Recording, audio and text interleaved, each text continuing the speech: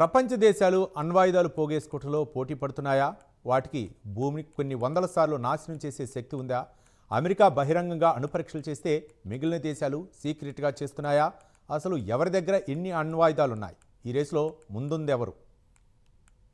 మళ్లీ అణ్వాయుధాల పోటీ తెరపైకి వచ్చింది. ట్రంప్ అణ్వాయుధ పరీక్షలకు ఇప్పటికే ఆదేశాలు ఇచ్చాడు. ఈ రేసులో ఎప్పటికీ తమదే పైచేయి కావాలంటున్నాడు ట్రంప్. చాలా దేశాలు సీక్రెట్గా చేస్తున్నాయి కాబట్టి అమెరికా బహిరంగంగా చేస్తే మాత్రం తప్పేంటని సమర్థించుకున్నాడు డొనాల్డ్ ట్రంప్. అంతేకాదు, ప్రపంచాన్ని 150 సార్లు పేల్చివేయడానికి సరిపడా అణ్వాయుధాలు అమెరికా దగ్గర ఉన్నాయంటున్నాడు.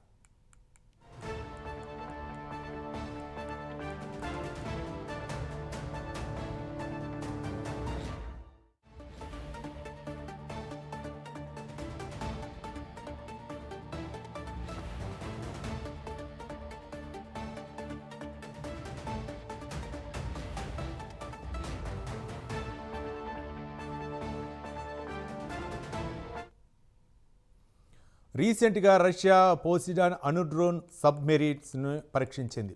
ఆ వివరాలను పుతిన్ స్వయంగా ప్రకటించారు. అటు చైనా కూడా అణ్వాయుధాల్ని ఏటా పెంచుకుంటూ పోతుంది. ఏడాదికి 100కు పైగా వార్ హెడ్స్ తయారు చేస్తోందని అంచనాలున్నాయి. అటు ఉత్తర కొరియా కూడా ఈ రేసులోకి వచ్చి చాలా కాలమైంది. ఇన్ని దేశాలు తయారు చేస్తున్నప్పుడు తామెందుకు సైలెంట్గా ఉండాలంటున్నాడు ట్రంప్.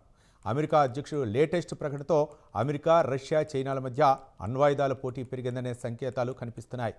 అణ్వాయుధ పోటీ పెరిగిన తరుణంలో వాటి సంఖ్య రానున్న దశాబ్ద కాలంలో మరింత పెరిగే అవకాశం ఉందని అంచనాలున్నాయి.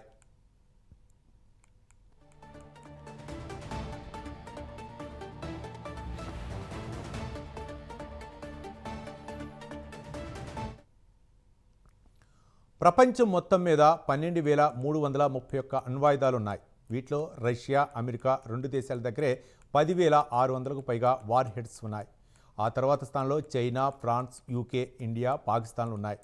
భారత్ వద్ద ఈ ఏడాది జనవరి నాటికి 180, పాకిస్తాన్ దగ్గర 172 అణ్వాయుధాలు ఉన్నాయి.